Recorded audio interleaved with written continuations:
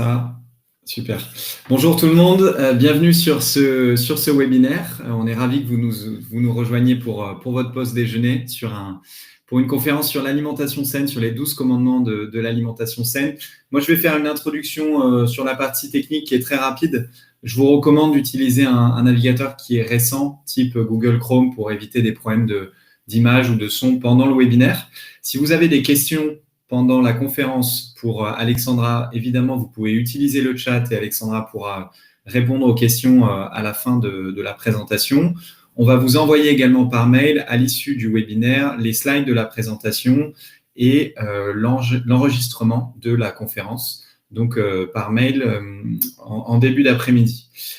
Pour dispenser justement cette formation sur l'alimentation saine, on a convié Alexandra Murcier. Alexandra, tu es diététicienne et nutritionniste et notamment experte diététique dans plusieurs médias, dont BFM TV et Huffington Post. On te voit donc régulièrement à la télé pour parler de ces sujets. Et tu dispenses des formations, alors en particulier avec nous, avec Goldmap, à l'éducation nutritionnelle en entreprise, mais aussi auprès de personnels soignants, de foyers de jeunes et des clubs sportifs. Et donc aujourd'hui, tu vas nous parler des 12 commandements de l'alimentation saine. Et du coup, je te laisse la parole. Encore merci Alexandra. Et puis, je vous souhaite à tous un très bon webinaire. Avec plaisir. Bonjour à tous. Alors, on va juste réafficher la présentation. Donc, comme le disait Arthur, moi je m'appelle Alexandra Murcier. Je travaille principalement en libéral depuis plusieurs années. Voilà, c'est le principal de mon activité. Et à côté de ça, effectivement, j'organise très régulièrement des formations en entreprise. Alors là, on a choisi donc le thème de 12 commandements de l'alimentation saine. Bien évidemment, l'alimentation saine, ça va pas forcément se résumer à juste ces 12 commandements-là. C'est pas forcément que ça, mais il a bien fallu en choisir un petit peu. On a choisi de manière arbitraire. Si vous avez des questions, qu'elles soient sur ces thèmes-là ou sur d'autres thèmes, vous n'hésitez pas. Vous allez voir qu'on va laisser un temps de questions-réponses assez long à la fin du webinaire pour que vraiment ça corresponde le plus possible à ce dont vous avez besoin, à ce dont vous recherchez, ce dont vous avez besoin dans votre quotidien. Donc, vraiment, n'hésitez pas, je serais vraiment ravie de répondre à vos questions. Vous pouvez le faire au fur et à mesure pendant le webinaire ou à la fin, comme vous voulez. Mais s'il y a des choses qui vous passent par la tête pendant le webinaire, n'hésitez pas à les noter tout de suite.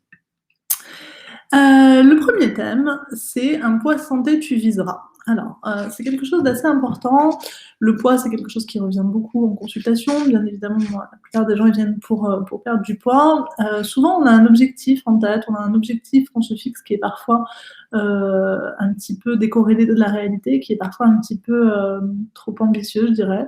Moi, je pense que, de manière générale, il faut éviter de se focaliser sur un chiffre. Il faut éviter de absolument atteindre un certain poids, mais plutôt essayer de trouver le poids dans lequel on se sent bien et qui nous permettent de le maintenir sur le long terme. Et ce qui est aussi important, bien au-delà de l'aspect esthétique, c'est aussi l'aspect santé qu'on oublie souvent, parce qu'un poids trop bas, ça va jouer sur notre santé, un poids trop haut, ça va jouer sur notre santé. Donc tout ça, on va le voir un petit peu plus, de manière un petit peu plus détaillée. Alors, comment déjà, en réduisant sa consommation de sucre raffiné, ça c'est quelque chose qui revient beaucoup, on consomme beaucoup trop de sucre, on est dans une société où la plupart des produits qu'on consomme vont contenir beaucoup de sucre, il faut apprendre à lire les étiquettes un petit peu, il faut apprendre à cuisiner en utilisant moins de glucides, il faut savoir mieux choisir les produits qu'on consomme, vous allez voir que tout à l'heure on reviendra sur l'index glycémique, mais ça c'est quelque chose qui est vraiment important parce que ça a un impact direct sur notre santé. Il y a une augmentation du nombre de personnes qui sont diabétiques qui est très importante, donc de personnes qui sont en surpoids, qui sont en obésité. Plus on est en surpoids, plus on est en obésité, plus on a un risque de développer un diabète, des maladies cardiovasculaires, plus on a un risque de mortalité important, mais aussi des choses avec lesquelles on ne fait pas forcément le lien, mais qui sont prouvées scientifiquement, qui font l'objet d'études scientifiques, comme par exemple le fait qu'une alimentation très riche en sucre, elle va augmenter le risque de développer un cancer, par exemple. Elle va augmenter très fortement le risque d'avoir des maladies dégénératives type Alzheimer, type Parkinson. Donc, tout ça, c'est documenté scientifiquement. Et il y a des nouvelles pathologies qui commencent à apparaître, y compris chez des adolescents ou chez des jeunes adultes, qui sont la NASH, la non-alcoolique syndrome hépatique. C'est comme une cirrhose du foie, en fait, pour des personnes qui ne boivent pas d'alcool, mais qui consomment trop de sucre et qui finissent par avoir des dommages sur leur foie, à tel point que ça fait créer une stéatose hépatique comme une cirrhose. Donc voilà, la consommation de sucre, elle est beaucoup trop élevée en France. Normalement, ça devrait correspondre simplement à 10% de notre apport énergétique total. Et le sucre raffiné, pas les glucides, le sucre. Actuellement, on est largement au-dessus. On a une moyenne entre 20 et 25% pour la plupart des adultes. Donc c'est énorme en fait. Et par rapport à notre poids santé, il faut aussi comprendre le concept de balance énergétique. Alors la balance énergétique, c'est le fait de se rendre compte que nos apports doivent correspondre à nos besoins. Que si cette balance elle est déséquilibrée, ça peut paraître tout bête en fait, mais souvent on l'oublie tout ça. Que si nos apports sont trop importants par rapport à nos besoins caloriques, il y a une prise de poids qui va s'instaurer. Et que si, au contraire, nos besoins sont plus bas que si nos apports sont plus bas que notre besoin, là, il y a une perte de poids qui va s'instaurer. Cette balance énergétique, c'est un concept qui est quand même relativement précis, puisque sur un apport excédentaire de 100 calories par jour, 100 calories, c'est une banane, par exemple, ça va déjà induire une prise de poids. Donc en fait, au final, c'est assez subtil et c'est assez difficile à tenir sur le long terme. C'est pour ça que sur la plupart des gens, on voit une prise de poids sur le long terme, sur les années, parce que forcément, des petits écarts cumulés finissent par faire prendre du poids. Alors, au-delà de l'aspect calorique, moi, j'essaie de pas... Il faut comprendre ce concept de balance énergétique, ça c'est évident, mais moi j'essaie de ne pas me focaliser trop sur l'apport en calories, parce que tout simplement 100 calories de bonbons, ça ne fait pas le même effet sur votre corps que 100 calories de brocoli ou 100 calories de carottes. Donc voilà, il ne faut pas non plus se limiter complètement à tout compter, ça ne veut pas dire ça, mais voilà, être conscient un petit peu de ce concept de balance énergétique. Et il faut apprendre à respecter ses sensations alimentaires. Voilà. Au-delà du contenu de l'assiette, je pense qu'on parle beaucoup de ce qu'il faut manger, mais on ne parle pas assez souvent de comment il faut manger et dans quelles conditions il faut manger et à quel point ça va impacter, en fait, à quel point ça va impacter la prise calorique et à quel point ça va impacter le contenu de l'assiette en lui-même. Donc on reviendra aussi tout à l'heure dessus, mais c'est quelque chose qui est pour moi très important, cet aspect comportemental de l'alimentation, et c'est quelque chose sur lequel je travaille beaucoup, parce que pour moi c'est vraiment aussi important. Ensuite, il faut essayer d'intégrer une activité physique quotidienne. Alors quand je dis activité physique, ça ne veut pas dire activité sportive. Il faut déjà faire une grande différence entre l'activité sportive et l'activité physique. C'est très bien de faire du sport 1 fois, 2 fois, 3 fois par semaine, mais si tout le reste du temps on est sédentaire, ça va avoir des conséquences qui sont très négatives sur notre santé, y compris sur le poids, mais sur la circulation sanguine, sur la pression artérielle, sur le risque de développer un cancer, justement, le risque de développer un diabète, même chose que pour le poids. Et en fait, cette sédentarité, on y est tous confrontés parce qu'on reste trop longtemps assis dans la journée. Donc il faut essayer d'intégrer une activité quotidienne, de se forcer à marcher un peu plus, à bouger plus au quotidien, au-delà du fait de faire du sport, en fait. Le sport, c'est bien, mais c'est pas la panacée, c'est pas tout. Il faut vraiment augmenter la marche, le fait de rester un peu plus debout, prendre systématiquement les escaliers. Pour ceux qui habitent en ville, essayer de descendre d'une station de bus, une station de métro avant, marcher sur l'heure du déjeuner, avant de démarrer sa journée, le soir, mais il faut essayer vraiment d'augmenter cette activité quotidienne, parce que les conséquences de la sédentarité sur notre poids et sur notre santé, elles sont énormes. Donc ça, c'est vraiment important. Pourquoi tout ça ? Alors l'obésité, au-delà de toutes les conséquences qu'on connaît sur le fait de développer un diabète, des maladies cardiovasculaires, sur le fait que ce ne soit pas agréable physiquement, les personnes qui sont obèses, elles ont par exemple des problèmes articulaires beaucoup plus importants que le reste de la population, et ça c'est pas agréable, des maux de dos, ce genre de choses. L'obésité, ça peut aussi perturber la réponse immunitaire, en fait. C'est également documenté scientifiquement que la réponse immunitaire des personnes obèses, elle est inférieure. Il y a un risque accru de décès au Covid-19 chez les patients obèses, ça je pense que c'est connu de tous. Et enfin, ce qu'il faut savoir aussi, c'est que l'obésité, c'est considéré par l'OMS comme une pandémie. C'est-à-dire qu'en fait, ça crée des morts tous les ans, ça crée des morts en très grand nombre tous les ans. Et ça, on l'oublie trop souvent, donc voilà, ça crée des morts par ricochet, donc c'est vraiment très important de lutter contre ça et de travailler en amont avant d'avoir beaucoup de poids à perdre, donc de faire attention sur son quotidien. Je vous laisse réagir sur ce thème-là, Si vous avez des petites questions déjà sur le poids santé, sur le poids de manière générale, sur les conséquences d'un surpoids, n'hésitez pas à utiliser le chat.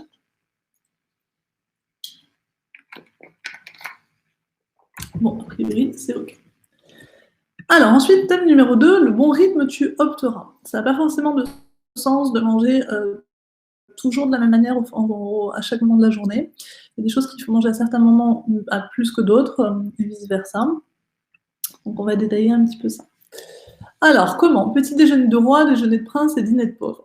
Donc ça, c'est un adage qu'on entend beaucoup, qui revient souvent aussi dans la tête des gens. Il faut essayer de manger très peu le soir, etc. Bon, moi, je suis pour, de manière générale, la personnalisation. C'est-à-dire que je considère qu'on a tous des rythmes de vie, on a tous une activité sportive, par exemple, qui va être différente, et donc tout n'est pas parfait pour tout.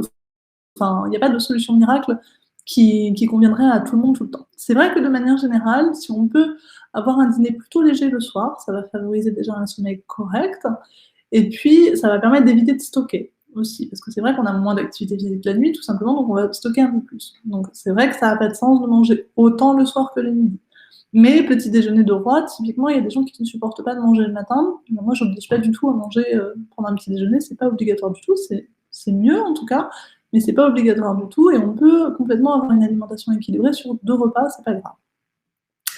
Donc dans un idéal, 3 repas pris à heure fixe, moi j'ai tendance à dire souvent à mes patients de prendre une collation l'après-midi, parce que ça va permettre d'alléger plus facilement le repas du soir. Donc ça permet de faire une petite pause, de faire un dîner plus léger. Et pourquoi 4 heures d'intervalle environ? Parce que ça permet aussi simplement d'avoir terminé de digérer ce qu'on a mangé avant, donc de ressentir vraiment la sensation de faim, et d'éviter en fait les variations continuelles de la glycémie. La glycémie, c'est notre taux de sucre dans le sang. Quand on mange toute la journée, on a des variations de la glycémie qui sont importantes, et ça, c'est pas forcément souhaitable, parce que ça relance en fait le processus de stockage au fur et à mesure, et ça crée une hyperglycémie continuelle en fait. Et ça, sur le long terme, ça peut augmenter aussi le risque de développer un diabète. Donc, il faut apprendre à arrêter de manger pendant un certain temps. Ça permet à notre corps aussi de gagner en énergie. Et je ne sais pas s'il y aura des questions sur le jeûne intermittent. Moi, je sais que c'est souvent des questions qui reviennent quand on est sur des webinaires. Et voilà, on pourra le détailler un petit peu plus tout à l'heure. Donc, choisir les aliments en fonction du moment de la journée. Alors, typiquement, il faut éviter de faire un gros plat de pâtes le soir. Les pâtes, les féculents de manière générale, tout ce qui est riz, pâtes, pain, tout ça, c'est composé à 50% de glucides. Les glucides, c'est ce qui nous apporte de l'énergie sur le long terme. Donc, si on les mange le soir, on ne va pas utiliser cette énergie, en fait. On ne va pas avoir le temps d'utiliser cette énergie. Et donc, du coup, on va avoir tendance à les stocker. Donc, il ne faut pas hésiter à éviter ce type de plat très, très calorique le soir, enfin, très calorique, très, très riche en glucides le soir, et plutôt le réserver sur du midi, qui va avoir plus d'intérêt. Donc, qu'est-ce que ça a comme bénéfice sur notre santé, tout ça? De faire attention au moment de la journée, d'opter pour un rythme correct. Donc, ça va nous permettre d'éviter de stocker les graisses. Ça va nous favoriser un bon fonctionnement de l'horloge interne. Au fil du temps, en fait, notre corps va se réguler, et donc, du coup, on va éviter d'avoir des moments de fringale très importants. Parce que typiquement, par exemple, si on mange trop léger le midi, c'est pas forcément non plus souhaitable, parce que sinon, on va avoir trop faim en fin de journée, et du coup, on va décaler tous nos apports caloriques sur le repas du soir, sur celui où on va stocker le plus. Donc, c'est pas du tout intéressant pour nous. Et ça va nous permettre d'avoir de l'énergie le matin, en fait, parce que la digestion, ça demande beaucoup d'énergie. Donc, mine de rien, ça peut aussi beaucoup perturber notre sommeil. Quand on mange beaucoup le soir, ça perturbe le sommeil, donc le sommeil est moins réparateur, et du coup, on va se réveiller plus fatigué. Donc voilà, c'est vraiment important sur notre santé de manière générale, sur nos rythmes. Encore une fois, c'est à adapter en fonction du profil de chacun, mais c'est globalement très important. Donc je vous laisse rebondir également sur ça, si vous avez des questions sur le rythme de manière générale, sur peut-être, je sais pas, le jeûne intermittent, voilà. N'hésitez pas à utiliser le chat. J'espère que vous avez vu nos petits messages.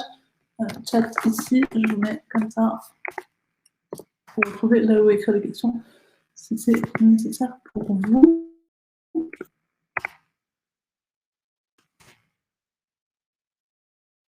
Donc, je pense que vous avez vu mon petit message, il y a quelqu'un qui a écrit.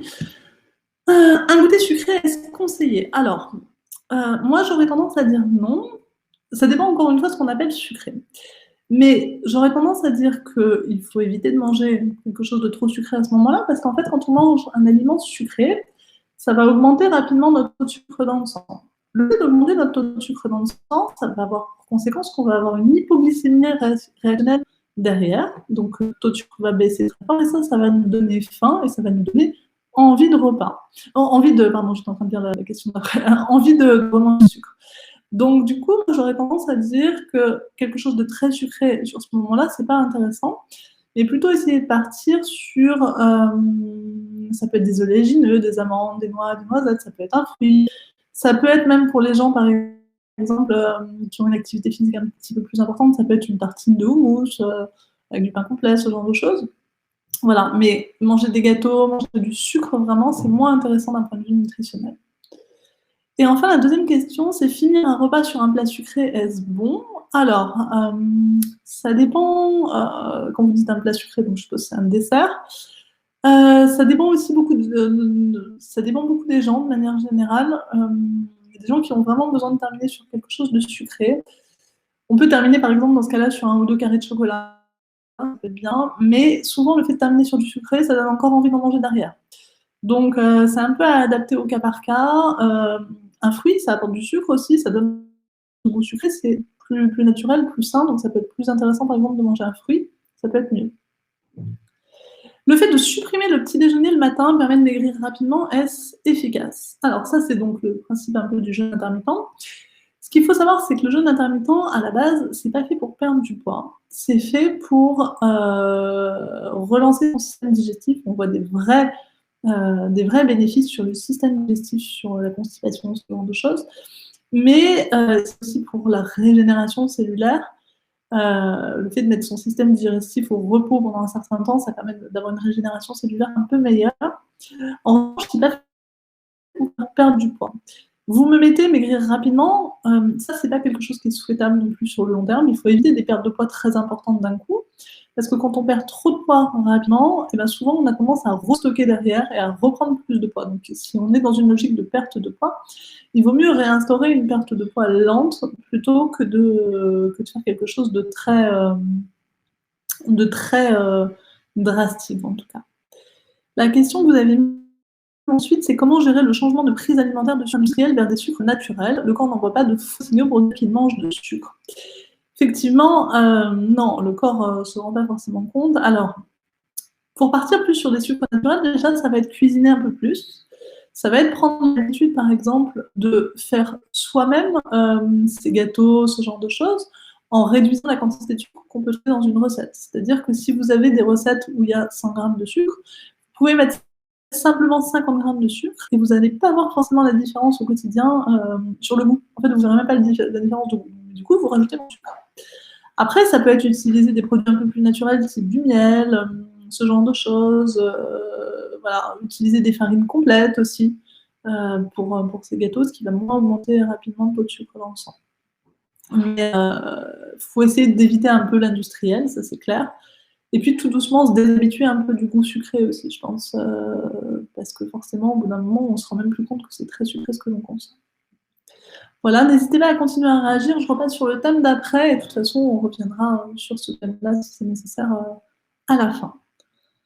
Alors ensuite, le point numéro 3, bon, c'est évident pour beaucoup, je pense, ça revient dans l'imaginaire collectif très facilement, c'est tu ne négligeras point les fruits et légumes. Alors, les fruits et légumes, c'est déjà, effectivement, c'est une densité énergétique relativement faible, donc c'est-à-dire que ça va apporter peu de calories sous un volume intéressant, donc du coup, ça ne va pas trop nous faire prendre du poids. Encore une fois, ça va dépendre de comment on répartit fruits et légumes, mais c'est des aliments qui sont intéressants d'un point de vue vitamines, en fait, vitamines minéraux, c'est notre principale source de vitamines et de minéraux de notre alimentation, les fruits et légumes, donc ils sont importants au quotidien, en fait. Et c'est notre principale source de fibres, en fait, de notre alimentation. Les fibres, elles sont intéressantes parce qu'elles vont déjà piéger l'apport en cholestérol de notre alimentation, donc on va absorber moins de cholestérol, et elles vont aussi réduire la réponse glycémique. C'est-à-dire que quand on va manger beaucoup de fibres, en fait, ça va augmenter moins rapidement notre taux de sucre dans le sang, et donc du coup, on va moins stocker et moins avoir faim. Donc normalement, il faut qu'il soit présent sur tous les repas, les fruits et légumes. Alors déjà, combien, comment? C'est ça aussi qu'on peut se poser comme question. Déjà, c'est important de les choisir bio, de manière générale. On a une alimentation qui apporte beaucoup, beaucoup de pesticides. Il y a un effet cocktail, en fait, sur les pesticides qui est vraiment important. Ce que j'appelle l'effet cocktail, c'est une accumulation au fil des années, des mois, de tous ces toxiques qu'on ingère tout le temps et auxquels on est exposé aussi au-delà de l'alimentation via des pesticides, via des parabènes, via des produits ménagers qu'on consomme, qu'on utilise, via des produits cosmétiques qu'on utilise. Donc, il faut vraiment faire attention à ça, ou quand on prend pas du bio, il faut vraiment nettoyer. Et quand je dis nettoyer, c'est pas juste passer sous l'eau, mais c'est vraiment nettoyer avec un peu de vinaigre blanc et frotter, en fait. La nature est bien faite. Le fait de consommer des fruits et légumes de saison, ça nous apporte ce dont on a besoin au fil des saisons. Par exemple, l'hiver, notre système immunitaire, il fonctionne moins bien, on subit plus d'agressions.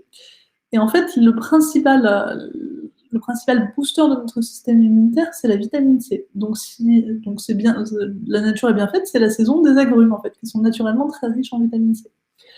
L'été, notre peau elle a besoin d'être protégée du soleil. Et en fait, les tomates, la bonne saison, c'est l'été. Et les tomates, elles sont très riches en lycopène, qui naturellement va protéger notre peau du soleil. Donc plus on va manger de saison, plus on va en fait apporter à notre corps ce dont il a besoin au quotidien, et plus justement on va respecter nos rythmes biologiques, au-delà du fait que même pour l'écologie, c'est quand même largement meilleur. C'est aussi meilleur pour notre santé. Donc ça, c'est quelque chose sur lequel il faut faire attention. Puis ça coûte moins cher aussi que d'acheter des trucs qui viennent de très loin tout le temps. Alors, en termes de fruits et légumes, en termes de quantité, les recommandations de l'OMS, c'est 400 grammes par jour, soit 5 portions. Par exemple, 3 portions de légumes et 2 fruits. Quand on dit 5 fruits et légumes par jour, c'est pas 5 fruits, par exemple. 5 fruits, ça va apporter trop de glucides. Il y a des gens qui prennent du poids parce qu'ils mangent trop de fruits, tout simplement. Une portion de légumes, c'est au moins l'équivalent d'un point. Donc voilà, et une portion de fruits, c'est 2 clémentines, c'est une demi-mangue, c'est une petite barquette de framboises, c'est 2 kiwis, c'est une pomme, c'est une banane. Ça, c'est une portion de fruits. Donc, idéalement, 3 portions de légumes et 2 de fruits, en essayant d'en garder au maximum du cru. Parce que les vitamines, elles sont sensibles à la cuisson, en fait. Surtout la vitamine C, justement, elles sont sensibles à la chaleur. Donc, si on mange que du cuit tout le temps, on n'a pas un apport en vitamines correct. Donc, il faut essayer de partir au maximum sur du cru. Enfin, en tout cas, garder du cru. Donc, une compote, moi, je le considère comme un dessert sucré. Je ne le considère pas comme un fruit. Un jus de fruits, c'est pareil, c'est pas un fruit. Donc, voilà, il faut essayer de garder du cru. Et donc, présence de fibres qui permettent de gérer la glycémie et donc le poids.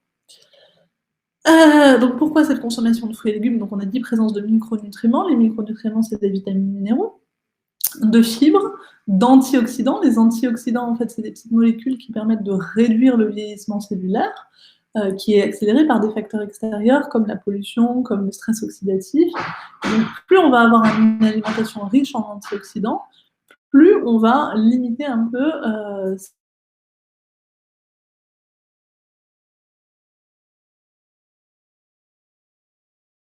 aussi à l'immunité.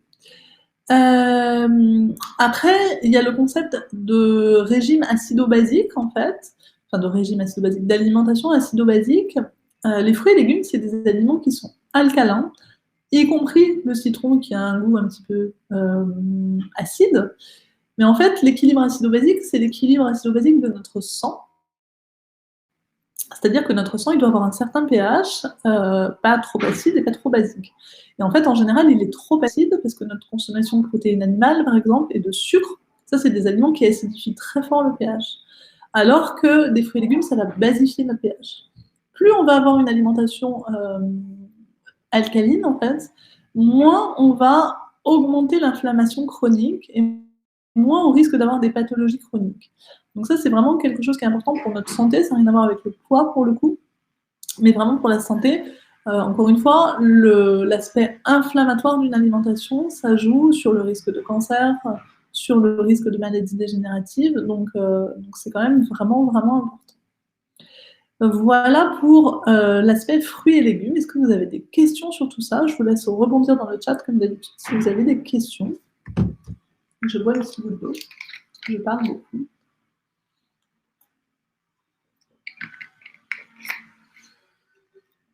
Bon, a priori, non. Donc, on passe sur la suite. Alors, la viande, tu modéreras.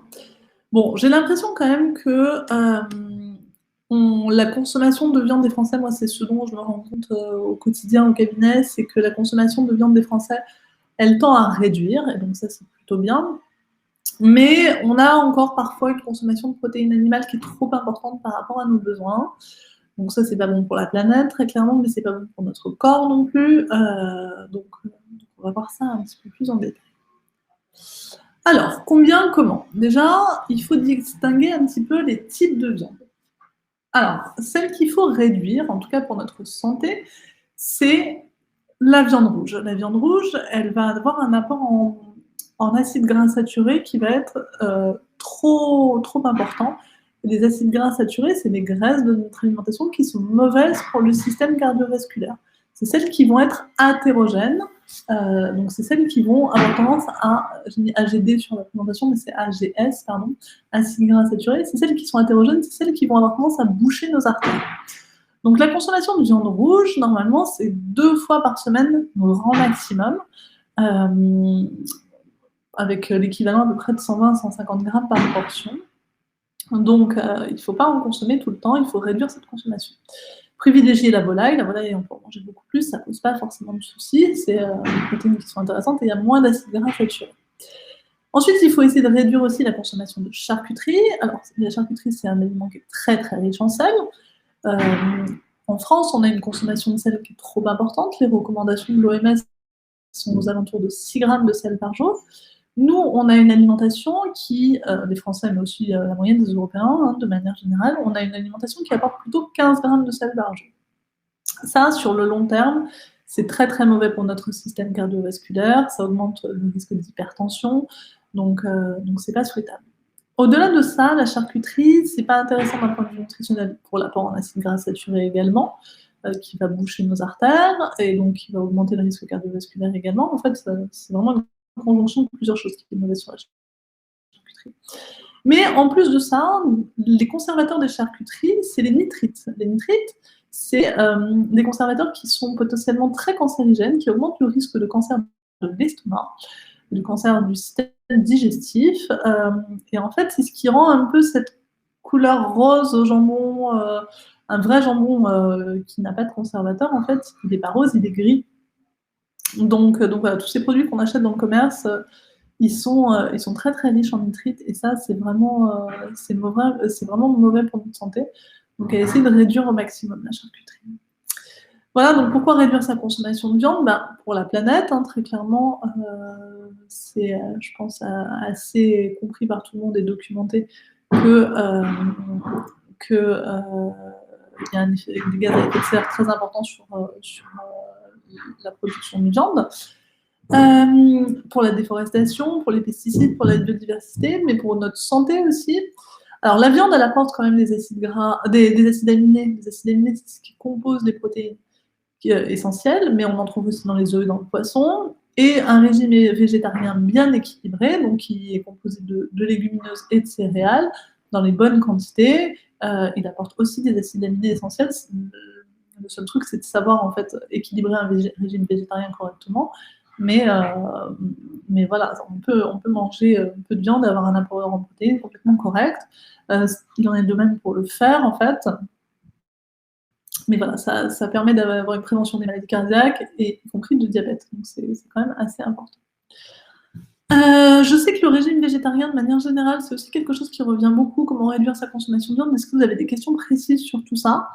Ou est-ce que vous voulez que je passe déjà tout de suite à la suite? Je vous laisse une minute si vous voulez rebondir un petit peu. Si vous avez des choses sur la consommation de viande, non. A priori, ça a l'air ok, je vois personne qui écrit, donc je passe à la suite. Alors ensuite, le thème numéro 5, c'est donc les protéines animales de manière générale. Poissons, œufs, produits laitiers, tu sélectionneras. Donc, il ne faut pas en manger n'importe comment, n'importe quand, n'importe lesquels. Donc, combien, comment? Alors, idéalement, sur la consommation de poissons, il faudrait en consommer 2 fois par semaine.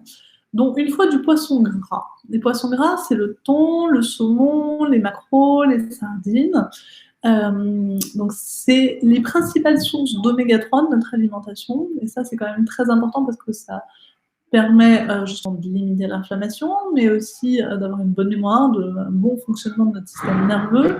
C'est quelque chose qui est très important pour les femmes enceintes aussi, pour les femmes qui veulent avoir un bébé, parce que c'est ce qui constitue les membranes cellulaires du fœtus, donc vraiment très important.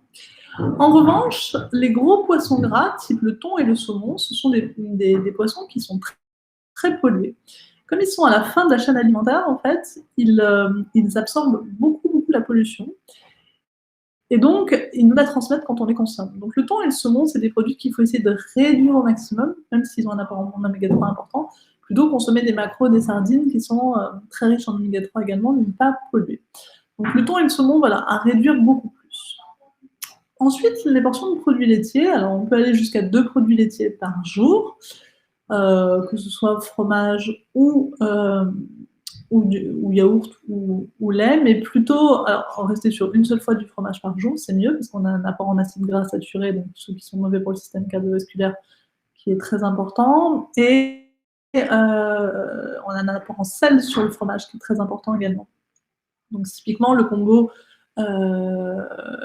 planche de charcuterie fromage, c'est pas l'idéal. Les produits laitiers, il faut faire attention à un autre écueil, un autre piège, c'est que tout ce qui est yaourt aromatisé, yaourt aux fruits, tout ça, moi je ne les considère pas comme des produits laitiers, mais comme des produits sucrés, parce qu'il y a un apport en sucre qui est très important dedans. Dans certains yaourts aux fruits, il y a jusqu'à 25 grammes de sucre dedans. 25 grammes, ça fait 5 grands carrés comme ça. Donc ça fait, j'espère qu'il n'y a pas trop de bruit, parce que j'ai des travaux chez moi, donc c'est un peu compliqué. Mais ça fait 5 grands carrés comme ça. 5 grands carrés, ça fait 25 grammes. C'est beaucoup. Donc, pour des gens qui n'aiment pas le nature, n'hésitez pas à prendre un yaourt nature plus une cuillère de confiture ou une cuillère de miel, ce genre de choses. Ça fera toujours un apport en sucre qui sera beaucoup moins important que si vous consommiez des yaourts aromatisés. Donc, ça, c'est important. Ensuite, ne consommez que des œufs de poule élevés en plein air. Ça, c'est mieux pour l'écologie, pour le bien-être animal, mais aussi pour l'apport nutritionnel en elle-même, parce que sinon, c'est souvent des poules qui sont des antibiotiques, et tout ça, en fait, ça participe à cet effet cocktail de consommation de produits qui sont vraiment nocifs, auxquels on est exposé au quotidien, donc à éviter aussi au max. Pourquoi augmenter tout ça? Parce que c'est des protéines autres que la viande, donc plus on varie notre alimentation, plus ça permet aussi de couvrir nos besoins en vitamines et minéraux. Typiquement, le fait de consommer du poisson, ça va nous apporter un peu de iode aussi, ça va nous apporter du zinc, du sélénium, qu'on retrouve aussi dans la viande, mais pas dans les mêmes quantités. Ça participe donc vraiment à notre apport en oméga 3, qui est important pour limiter l'inflammation et pour le système nerveux, en fait. Moi, je suis formée à la micronutrition. Je travaille beaucoup sur la micronutrition, donc sur l'apport en vitamines et minéraux spécifiques pour chaque personne en fonction de ses besoins. Les poissons gras, ils vont aussi participer à un petit apport en vitamine D. La vitamine D, c'est une vitamine qui est très compliquée à couvrir via notre alimentation. La vitamine D, en fait, elle vient du soleil. Elle est synthétisée par notre peau quand on est au soleil, en fait. Et la plupart des Français, on est carencés en vitamine D parce qu'on n'est pas assez au soleil, tout simplement. Donc du coup, la vitamine D, on peut la retrouver un petit peu dans les poissons gras, ça peut contribuer un petit peu à augmenter notre apport en vitamine D. Surtout sur une période comme celle actuelle où on sort peu, où on n'a pas encore de luminosité extérieure énorme et où, à cause de toutes les restrictions, c'est aussi compliqué d'avoir un apport correct. Et la vitamine D, en fait, elle va permettre de fixer le calcium sur les os, donc c'est assez important. Alors, il y a une petite question qui est: le lait doit être entier ou bien demi-écrémé? Quel est le mieux? Alors, le lait entier, comme la crème à 40% par exemple, c'est des acides gras saturés principalement, donc c'est ceux qui sont mauvais pour le système cardiovasculaire. Du coup, moi, j'ai tendance à choisir plutôt du lait demi-écrémé. Alors, sauf si vous faites vos yaourts vous-même. Là, dans ce cas-là, en fait, c'est difficile de garder une composition qui tienne. Donc là, il vaut mieux utiliser du lait entier. Mais sinon, pour boire, il vaut mieux utiliser du lait demi-écrémé pour l'apport en acides gras saturés qui est moins important. Il y a quelqu'un qui écrit, donc j'attends la petite question. N'hésitez pas, si vous avez d'autres questions sur tout ça, sur les protéines de manière générale, n'hésitez pas à rebondir aussi.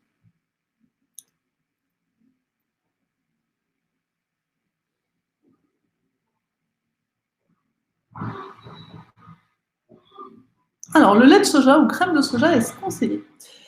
Les produits à base de soja, déjà le premier risque en fait, c'est les cancers hormonodépendants. Le soja, ça a un rôle déclencheur de cancer hormonodépendant quand on a un risque génétique. Je pense aux femmes, par exemple, qui ont beaucoup de cancer du sein dans leur famille. Dans ce cas-là, le soja, il est fortement contre-indiqué. En revanche, quand il est consommé, quand on n'a pas de risque de cancer hormonodépendant, il limite justement le risque de cancer du sein, etc. Après, il y a beaucoup de soja qui est OGM, donc il faut faire attention à ça. Il faut faire attention à la provenance des produits qu'on consomme. Et il faut faire attention quand même au fait que le soja, c'est un perturbateur endocrinien. C'est-à-dire que ça mime notre système hormonal.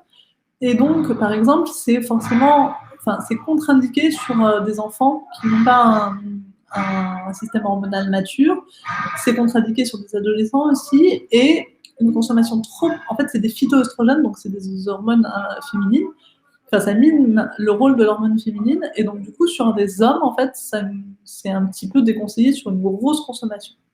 Après, lait de soja, quand on le prend nature, il n'y a pas de souci. Il faut éviter de prendre tout ce qui est lait aromatisé à la vanille, au chocolat, qui sont des produits très sucrés. Crème de soja, ça marche très bien aussi pour les quiches, voilà, en substitut.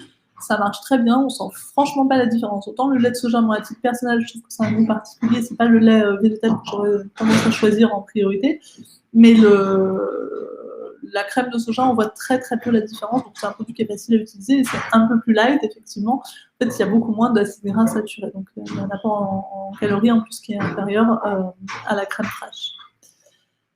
Alors, et le beurre doit-il être cru car ils sont tous pasteurisés? En fait, le beurre cru, il apporte pas mal d'acides gras saturés qui soient cuits ou crus.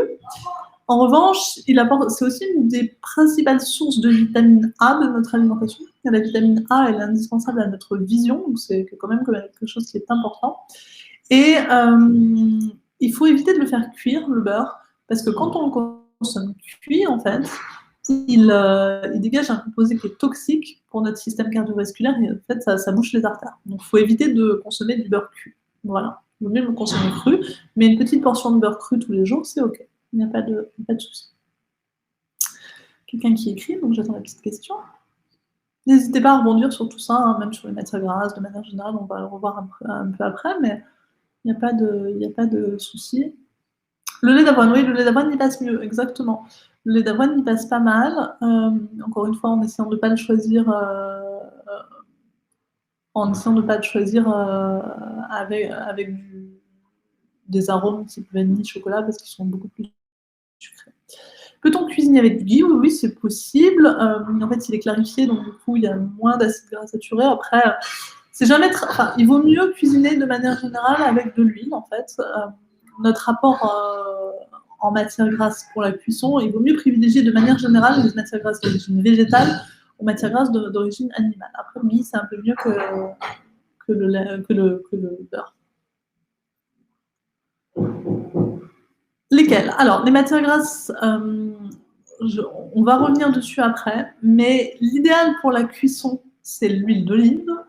Et l'idéal pour l'assaisonnement, c'est l'huile de colza, parce qu'elle va apporter beaucoup d'oméga 3, mais les oméga 3, ils sont sensibles à la chaleur. Donc, plutôt en consommer en huile, en assaisonnement, l'huile de colza.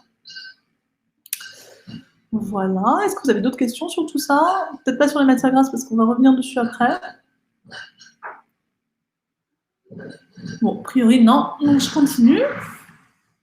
Mais c'est bien parce que vous participez beaucoup, donc c'est hyper agréable, ça permet de rebondir sur plein de choses et d'approfondir un petit peu, donc c'est intéressant. Alors ensuite, après avoir parlé pas mal des protéines animales, on va essayer de parler un petit peu des protéines végétales. Idéalement, notre apport en protéines chaque jour, il devrait être de 50% de protéines animales et 50% de protéines végétales. En Occident, notre alimentation, elle est beaucoup trop riche en protéines animales, et ça, c'est pas forcément très bon pour notre santé. Donc voilà, il faut essayer de privilégier un peu plus les protéines végétales. Alors, Pour avoir un apport en protéines végétales correct, ce qui est important, c'est donc de savoir bien composer une assiette végétarienne. Il faut donc une complémentarité des acides aminés qui, en fait, dans les protéines animales, on a tous les acides aminés essentiels dans chacun des produits qui contiennent des protéines animales. Ce n'est pas le cas dans les produits d'origine végétale. Donc, il faut savoir les associer pour avoir les bons acides aminés qui se combinent et qui créent des protéines végétales. Donc, une assiette végétale parfaite, il faudrait associer un tiers de céréales, donc du riz, des pâtes, du blé, avec un tiers de légumineuses. Les légumineuses, c'est pas que les lentilles, c'est les lentilles, mais aussi les pois chiches, les pois cassés, les haricots rouges, les haricots noirs, les fèves, les edamamés, ce genre de choses.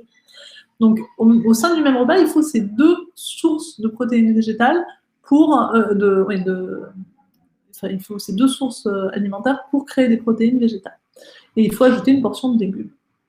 Et il y a beaucoup de plats ancestraux, en fait, qui naturellement sont très bien équilibrés en protéines végétales, type en Afrique du Nord le couscous avec les pois chiches, donc le blé et les pois chiches. Au Mexique, les galettes de maïs et la purée d'haricots rouges, parce que le maïs est un féculent, enfin une céréale. Et en Inde, le riz et la soupe de lentilles. En Inde, on mange très très bien végétarien, en fait. Ils ont vraiment l'habitude de faire des plats végétariens bien équilibrés.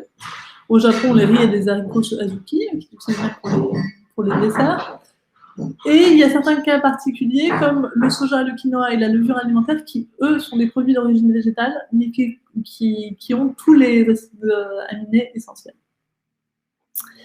Combien de fois par semaine il faudra en consommer? Pour les personnes qui sont végétariennes et véganes, il faut consommer il faut faire ces assiettes bien équilibrées tous les jours. Sinon, on n'a pas un apport en protéines correct. Ce qu'il faut savoir aussi, c'est que l'apport en protéines, il doit être quotidien. Au contraire des glucides et des lipides, on ne peut pas stocker les protéines. Donc, quand on n'a pas un apport en protéines correct, ça va faire que tout doucement, au fil du temps, en fait, notre métabolisme de base, notre capacité naturelle à brûler des calories, elle va baisser parce qu'on perd en capital musculaire. Donc, c'est important d'avoir cet apport quotidien. Et pour les autres personnes, en fait, il faudrait augmenter cette consommation de légumineuses, qui est vraiment intéressante pour notre santé. C'est une bonne source de fer, par exemple, en en consommant au moins 2 à 3 fois par semaine, en complément et en remplacement progressif des protéines animales, pour arriver à 50% de protéines animales et 50% de protéines végétales. Alors, je vois qu'il y a des gens qui écrivent, donc n'hésitez pas à rebondir aussi sur tout ça, avec plaisir.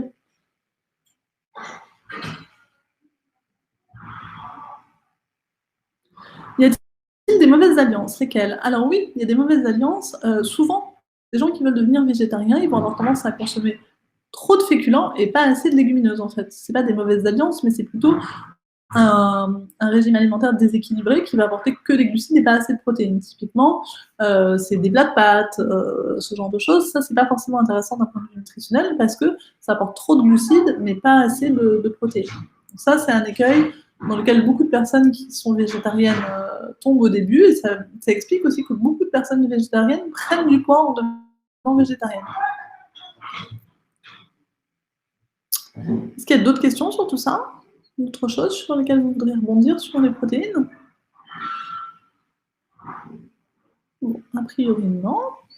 Alors, du coup, on continue. Le thème suivant, c'est donc les bonnes graisses, tu choisiras. Donc ça, c'est vraiment important parce que ça joue directement sur notre santé. Les graisses, quel rôle elles ont? Déjà, c'est un apport énergétique important, c'est-à-dire que les matières grasses, elles vont apporter beaucoup de calories sous un petit volume. Donc, de manière générale, il faut apprendre aussi à mesurer la quantité qu'on utilise. Typiquement, quand on y va avec une bouteille comme ça dans un plat, on a tendance à en mettre trop. Et tu vas apprendre à mesurer. Elle nous apporte certaines vitamines, typiquement la vitamine E qu'on va retrouver essentiellement dans les huiles végétales. Ça, c'est important, c'est une vitamine qui est antioxydante. Et elle nous apporte des acides gras essentiels qui sont importants pour le fonctionnement de notre cerveau. Donc déjà, on peut classer les matières grasses en deux catégories, les matières grasses d'origine animale et les matières grasses d'origine végétale. Donc comme je pense que vous l'avez compris, il faut réduire la consommation de matières grasses d'origine animale et augmenter la consommation de matières grasses d'origine végétale. Ensuite, au sein des matières grasses, il y a différents groupes. Il y a des acides gras saturés, donc c'est ceux dont je vous parlais tout à l'heure qui sont mauvais pour le système cardiovasculaire, c'est ceux qui sont athérogènes sur le long terme. Donc c'est ceux qu'on va retrouver dans le beurre, dans la crème fraîche, dans la charcuterie, dans la viande, donc il faut limiter. Ensuite, il y a les acides gras monoinsaturés, oméga 9, les acides gras polyinsaturés, oméga 3, les acides gras polyinsaturés, oméga 6. Donc, tous ces omégas, ils sont importants pour notre santé, mais ce qui est important, c'est aussi d'avoir un bon rapport entre les oméga 3 et les oméga 6. Actuellement, notre alimentation, elle est trop riche en oméga 6 par rapport à notre rapport en oméga 3, et ça a un rôle pro-inflammatoire. Alors, les oméga 3, on les retrouve donc, comme je vous le disais, dans les poissons gras, mais aussi dans l'huile de colza, dans l'huile de noix, mais à utiliser en assaisonnement. Aussi dans les noix, dans les graines de cale, dans les graines de lin, ce genre de choses. Donc ça, il faut les augmenter. Notre apport en oméga 6, il vient principalement des matières grasses d'origine animale, mais aussi de l'huile de tournesol. Alors, l'huile de tournesol, c'est une des sels qui supporte bien les cuissons à très haute température, mais en même temps, elle est très pro-inflammatoire. Les oméga 6, c'est très pro-inflammatoire. Donc, il faut essayer de réduire cette consommation d'oméga 6, donc éviter un petit peu l'huile de tournesol. Faire attention aussi à tous les produits qui contiennent des matières grasses que l'on consomme qui sont déjà préparées, souvent dans les conserves, dans les sauces, ce genre de choses. Tout ça, c'est fait avec de l'huile de tournesol, donc à éviter un petit peu. Et ensuite, il y a les acides gras trans. Donc, les acides gras trans, c'est des graisses qui sont mauvaises pour notre système cardiovasculaire. C'est un processus chimique, en fait, qui modifie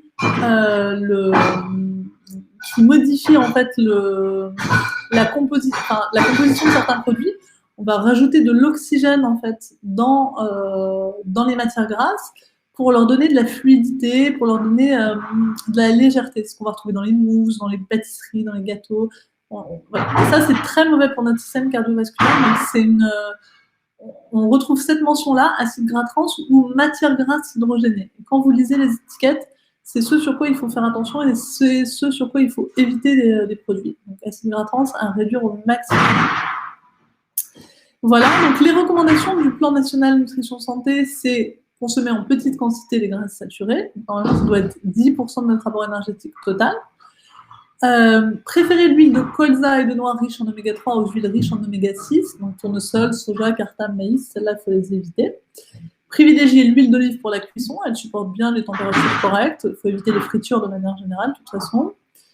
Consommer le beurre cru et ne pas le cuire. Et manger quand même une petite quantité par jour de fruits à coque non salés, type les noix, les amandes, les noisettes, qui vont nous apporter des oméga 3, des bonnes graisses, des graisses qui protègent le système cardiovasculaire et qui, en même temps, vont nous apporter pas mal de magnésium. C'est pareil, il y a beaucoup de gens qui sont carencés en magnésium. Plus on est stressé, plus on a un besoin en magnésium important. Et plus on fait du sport, plus on a besoin en magnésium important. Mais au final, notre alimentation, elle apporte souvent pas assez de magnésium. Donc ça, il faut consommer une petite poignée par jour. C'est aussi une source intéressante de vitamine E. Il ne faut pas hésiter. Alors, l'huile de pépin de maïs, l'huile de pépin de raisin est-elle bonne? Pas du tout. Elle a un apport en oméga 6 qui est extrêmement important. Donc, c'est une des huiles les plus déséquilibrées avec l'huile de tournesol. Donc, il faut l'éviter au maximum, l'huile de pépin de raisin, parce qu'elle est très, très pro-inflammatoire. Donc, voilà, pour les huiles, les matières grasses de manière générale. Alors ça, je sais que c'est quelque chose aussi sur lequel vous avez souvent beaucoup de questions, donc n'hésitez pas à rebondir. Sur les modes de cuisson, sur l'huile de manière générale, je sais qu'il y a pas mal de choses parfois qui vous intriguent, donc n'hésitez pas.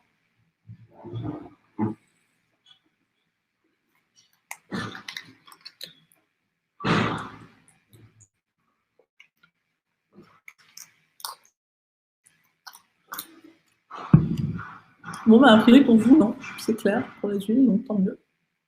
Très bien. Ensuite, thème suivant. C'est bon. On va rentrer un petit peu plus dans le détail que je vous ai dit au début. Alors, combien, comment? Normalement, il faudrait pas plus de 25 grammes de sucre raffiné par jour. 25 grammes, c'est 6 cuillères à café. C'est 5 grands carrés de sucre. Donc, sachant que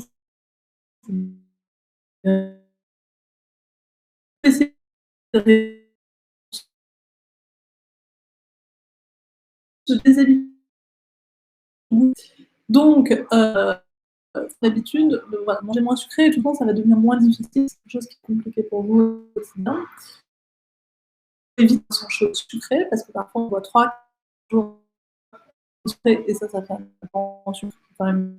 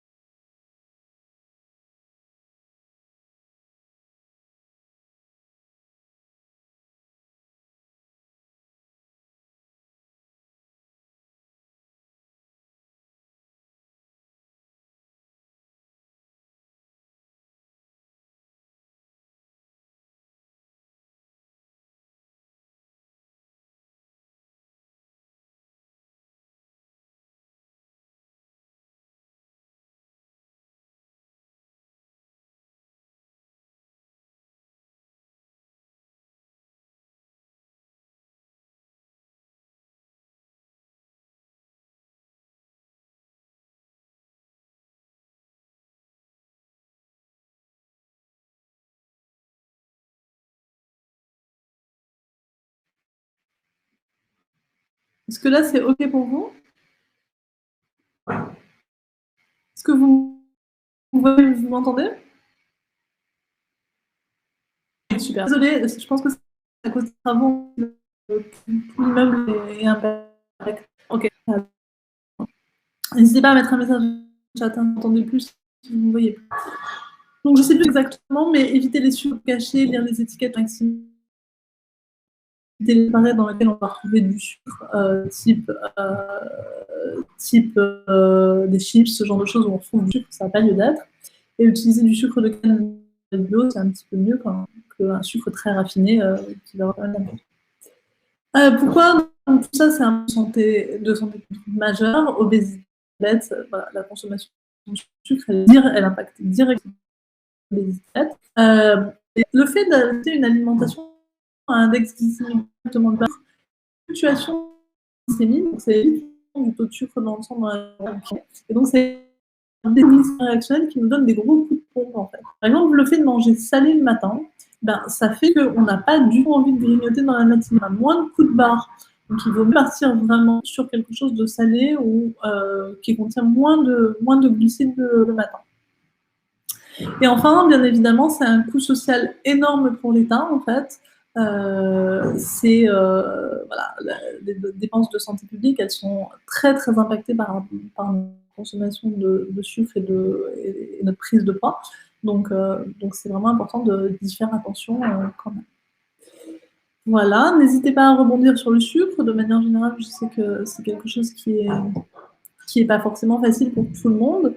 Donc Donc, voilà, si vous avez des questions sur tout ça, n'hésitez pas. Je vois qu'il y a des gens qui écrivent, donc allez-y.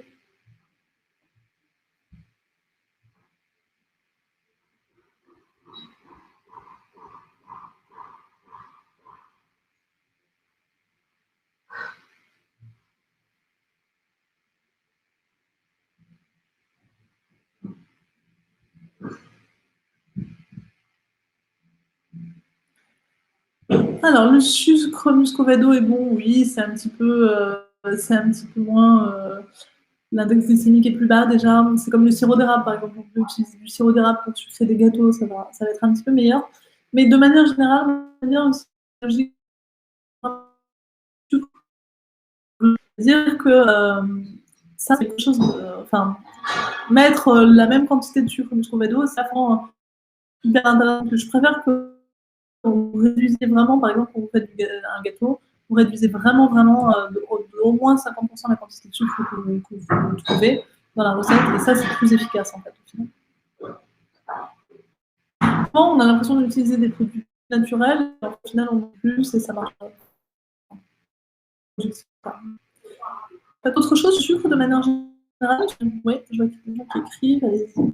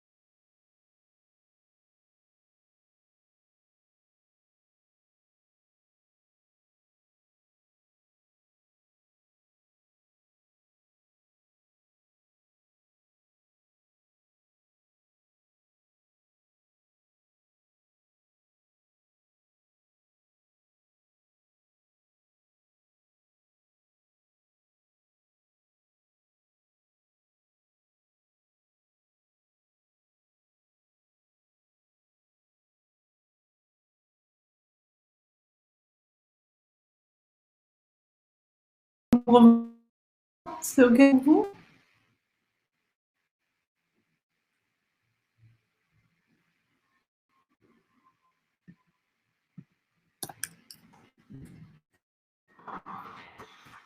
J'ai entendu votre réponse, le sucre dans une recette. OK. Alors, en fait, je disais que de manière générale, il vaut mieux essayer de réduire la quantité de sucre qui sont présents dans les recettes. En fait, souvent, quand on utilise des produits, des substituts, comme les sucres muscovado, mais aussi le sirop d'érable, il y a beaucoup de gens qui utilisent le sirop d'érable pour cuisiner. C'est pas forcément intéressant parce qu'on a tendance à en mettre autant et au final, ça reste un apport en glucides qui est très important. Et puis, à se dire qu'on peut en manger plus aussi. C'est un peu le principe des produits allégés. Donc, plutôt, moi, je suis vraiment plutôt pour une logique de réduction de la quantité de manière globale. Voilà. Je passe sur le thème d'après. Alors, ton équilibre acido-basique, tu maintiendras. Donc, ça, je vais vous détailler un petit peu plus. Donc, l'équilibre acido-basique, c'est ce qu'on disait tout à l'heure, c'est indispensable au bon fonctionnement de notre organisme. Ça évite les maladies chroniques, typiquement les crises d'arthrose, les douleurs musculaires, les cancers sont directement impactés par l'inflammation aussi, les maladies dégénératives. Donc, tout ça, c'est vraiment très important. Ce qu'il faut retenir, c'est que les protéines, elles sont indispensables, mais elles sont très acidifiantes. Donc, le fait d'adopter une alimentation avec un apport en protéines végétales plus important, ça va quand même vraiment réduire pas mal ce que c'est acidifiant. Donc, pas hésiter à consommer plus de protéines végétales. Et voilà, ce qui est très acidifiant, c'est bien retenir que c'est la viande rouge qui est très acidifiante et pas forcément le poisson, la viande blanche. Donc, plutôt privilégier le poisson ou viande blanche. Ensuite, il faut systématiquement accompagner ces sources de protéines animales, la viande, le poisson, les œufs, de légumes variés et plutôt bio, qui vont, eux, apporter pas mal d'alcalinité. Donc, plus on consomme beaucoup de légumes, plus le pH de notre sang va éviter d'être acide. Donc on évite les plats préparés, tout ce qui est conservateur, l'apport en sucre de manière générale. On limite le sel, qui va être aussi très pro-acidifiant. Alors le sel, il faut retenir que notre consommation vraiment est trop élevée, ça j'insiste dessus, que tous les produits industriels, il y a beaucoup de sel. Il faut apprendre à goûter avant de saler. Il y a beaucoup de gens qui salent sans même faire attention, mais goûter avant de saler, c'est important. Donc voilà, utiliser plus d'épices, ça permet aussi de réduire mécaniquement la consommation de sel pour les gens qui ont des choses un petit peu relevées. Puis il y a des épices aussi qui sont anti-inflammatoires. Typiquement le curcuma, ça va avoir une action anti-inflammatoire. Bon, il faut en consommer pas mal pour avoir un vrai effet, mais ça peut être une bonne alternative. Il vaut mieux choisir des aliments complets, tout ce qui est riz complet, pâtes complètes, pain complet, ce genre de choses, parce qu'il y a une présence de fibres qui est plus importante, et donc ça réduit l'augmentation du taux de sucre dans le sang. Donc déjà, ça fait moins stocker, il y a moins de plats, et c'est moins acidifiant, parce qu'il y a moins de glucides. Enfin, les glucides ne sont pas absorbés de la même manière. Plus les céréales complètes, c'est aussi une source de magnésium, donc important aussi. Et en fait, notre équilibre acido-basique dépend aussi de notre oxygénation. Donc, respirer à fond, le fait de bouger aussi, ça augmente forcément notre fréquence respiratoire. Et donc, ça permet aussi de réguler notre équilibre acido-basique. Donc, c'est quand même hyper important. Au-delà du poids, au-delà de l'aspect santé, même pour l'équilibre acido-basique, le fait de bouger, ça aide. Voilà. Est-ce que vous avez des questions sur tout ça, sur l'équilibre acido-basique de manière générale ?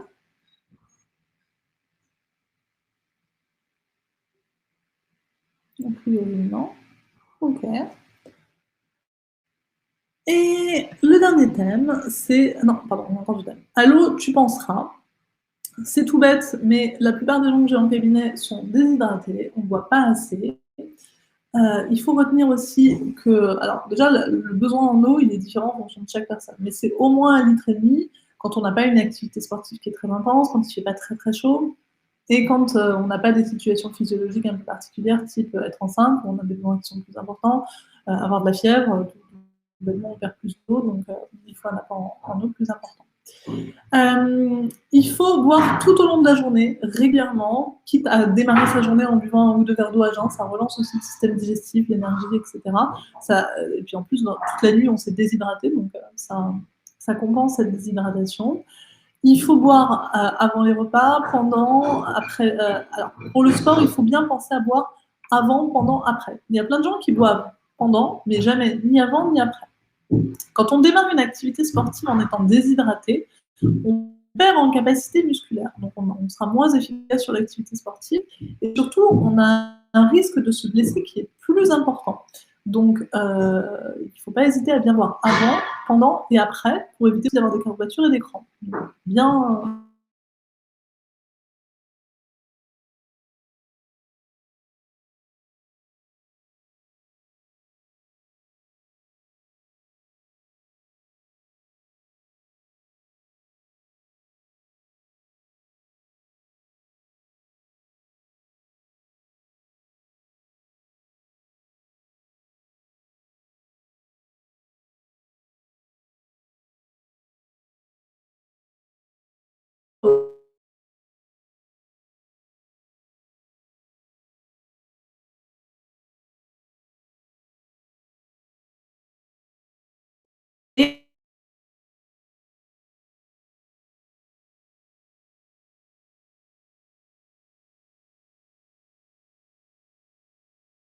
En fonction de la journée. Donc, à 10h, vous devriez avoir bu ça, à 11h, vous devriez avoir bu ça, à midi, vous devriez avoir bu ça, etc.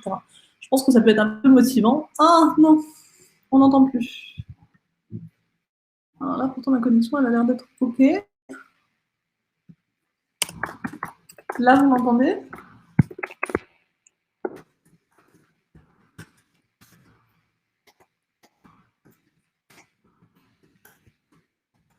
Je suis vraiment désolée.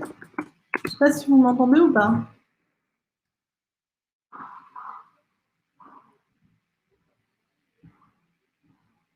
C'est revenu, ok. Vraiment désolée, En fait, ma connexion, normalement, elle est toujours correcte, mais là, je pense que c'est impacté par les travaux parce que il y a de la perceuse et ça doit faire bouger un peu le truc. Donc, je ne sais plus ce que je disais. Donc, boire avant d'avoir soif, prendre une bouteille d'eau gourde avec soi, ça c'est important. Et ça peut être aussi varier les eaux. En fait, les eaux minérales, elles contiennent des micronutriments, donc du calcium, du magnésium, et on peut en fait adapter les eaux qu'on consomme aussi à notre situation physiologique. Donc, par exemple, si on est un peu carencé en magnésium, le fait de boire de l'épargne ou de la contraste, elles contiennent un peu plus de magnésium que les autres eaux, et donc ça peut être intéressant. Et ensuite, pourquoi donc cette consommation d'eau elle est importante? C'est indispensable pour éliminer les toxines, pour drainer, pour éviter la rétention d'eau aussi. Plus on boit, moins on fait de rétention d'eau, donc c'est important. Et pour les muscles, le cerveau, l'humeur. Alors il y a plein de gens qui ne sont pas au courant, mais les migraines, c'est fortement impacté par le fait qu'on soit déshydraté. Donc parfois, le fait de boire plus, simplement, ça peut éviter d'avoir mal à la tête tout le temps. C'est important pour le fonctionnement de notre cerveau, c'est important pour l'humeur aussi. En fait, l'hydratation, elle joue sur beaucoup de paramètres. C'est un paramètre qui est vraiment indispensable à notre corps. Donc, il faut vraiment essayer de faire attention à ça et on le néglige beaucoup trop, je pense. Je vois qu'il y a des gens qui écrivent, alors n'hésitez pas. Peut-on associer l'eau avec des tisanes? Alors oui, c'est possible, les tisanes, oui.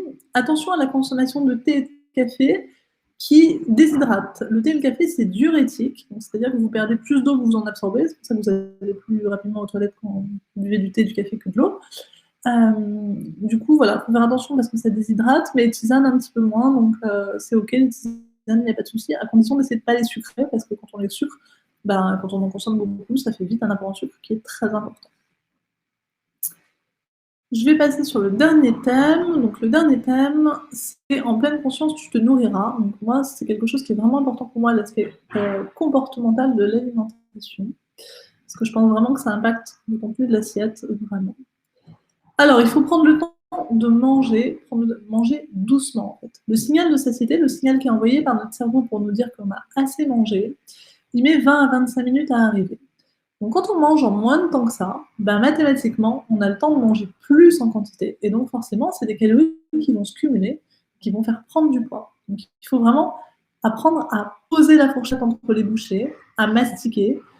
Et en plus, notre travail de digestion, il commence dans la bouche. Donc quand on mange plus doucement, quand on a le temps de mastiquer, en fait, on prédigère les aliments et donc ça fait moins de travail à notre estomac, donc on a moins de coups de barre après le déjeuner. Pour les gens qui vraiment mangent très très vite, moi je conseille parfois pour un peu sur le ton de la plaisanterie, mais c'est efficace, de manger avec des baguettes en fait. Ça permet vraiment de réduire les quantités sur chaque bouchée et de manger plus doucement aussi. Il faut vraiment mastiquer consciemment pour apprécier pleinement. En fait, il faut éviter de manger devant un écran typiquement, parce que quand on mange devant un écran, notre attention elle est portée sur l'écran, du coup on mange de manière automatique, plus rapide, on ne fait pas attention, on n'a pas le vrai sentiment agréable d'une alimentation qui nous apporte quelque chose, et donc du coup, on va avoir tendance à grignoter plus.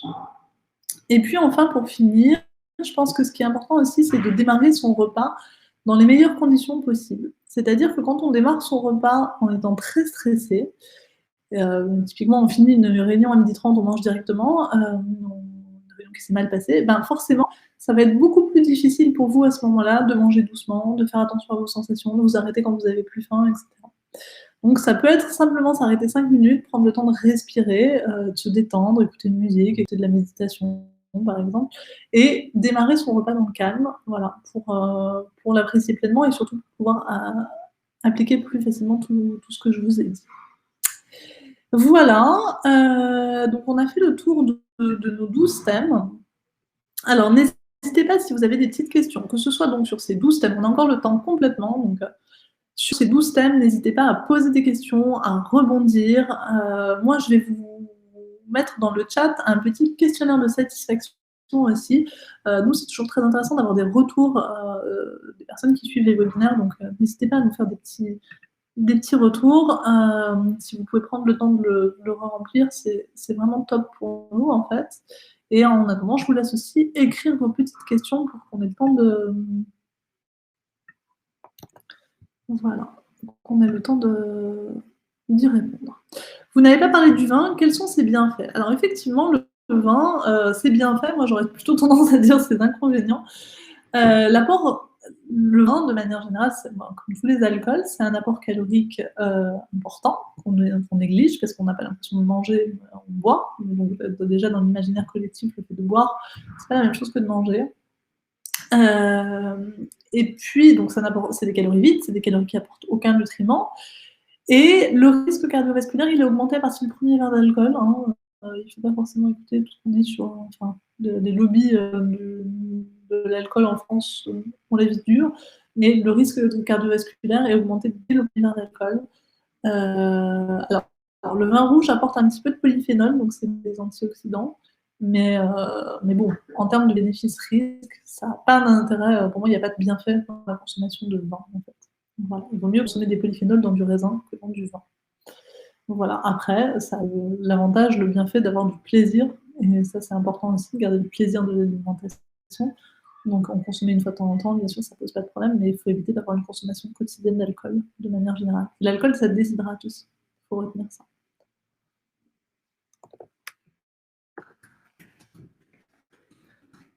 Donc, je vous mets notre petit questionnaire de satisfaction en même temps. Juste ici, vous pouvez remplir en même temps.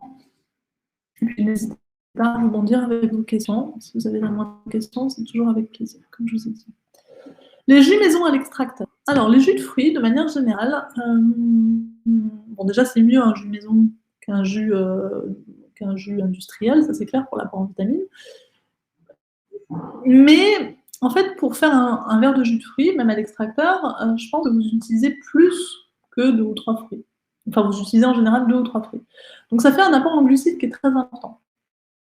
Mais en même temps, on a beaucoup moins de fibres. Donc, ça va augmenter beaucoup plus rapidement le taux de sucre dans le sang que si vous consommiez un vrai fruit, en fait. Donc, ça n'a pas les mêmes intérêts nutritionnels. Une fois de temps en temps, c'est bien, pas quotidiennement. Quotidiennement, c'est pas forcément intéressant.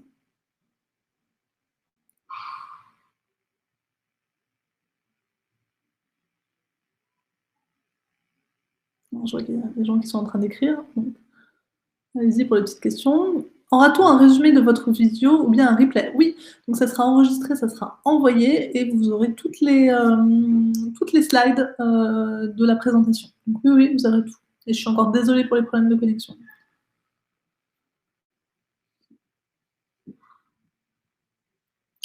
N'hésitez pas, même sur d'autres thèmes.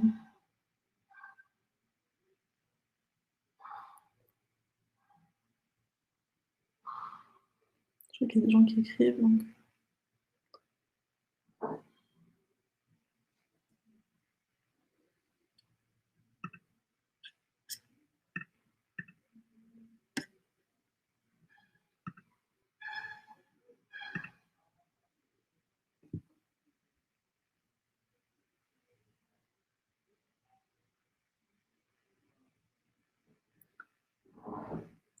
Mais on n'aura pas vos exemples sur quel type de fruits et légumes. Effectivement, alors retenez que ce qui est le mieux, en fait, c'est vraiment les fruits et légumes de saison. Après, ce que je peux faire, c'est vous mettre mon mail. Je vais vous écrire mon mail ici. Et si jamais vous avez des questions précises, vous n'hésitez pas à m'écrire un petit mail. Mais pour les fruits et légumes de saison, en fait, voilà, retenez que l'intérêt, c'est vraiment de consommer de saison.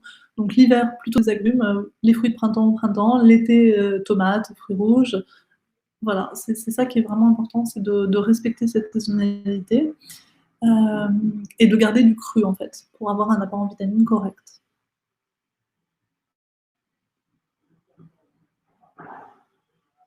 Je vois qu'il y a quelqu'un qui écrit, donc je vous laisse prendre le temps d'écrire tranquillou.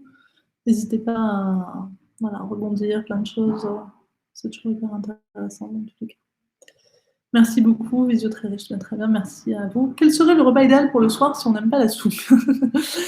Alors, ça dépend un peu de votre objectif, de manière générale, mais si c'est un objectif de perte de poids, peut-être éviter un peu les féculents le soir et partir sur une association ou légumineuse plus légumes ou protéines animales plus légumes.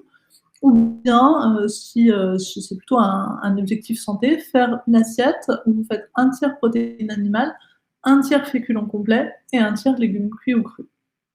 Voilà, en mesurant à chaque fois la quantité de matière grasse, d'huile, de sauce que vous mettez, et en restant sur l'équivalent d'une à 2 cuillères à soupe. Donc typiquement, ça peut être du poisson, du poulet avec du riz complet et une poêlée de légumes. Par exemple. N'oubliez pas de remplir le petit questionnaire de satisfaction qui est juste là, je vous l'ai mis. Et puis voilà, si vous avez d'autres questions, allez-y, n'hésitez pas. Je ne sais pas s'il y a d'autres questions.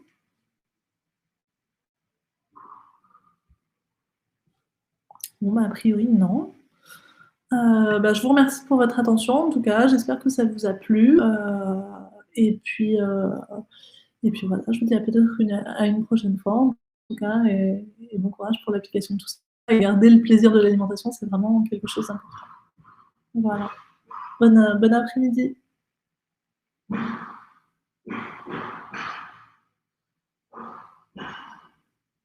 sais pas si vous m'entendez, j'espère que vous m'entendez. Vous dire au revoir.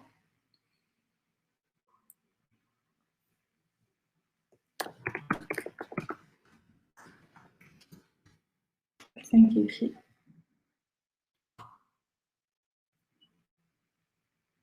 Merci beaucoup. Ok. Avec plaisir. Très bon après-midi. Au revoir.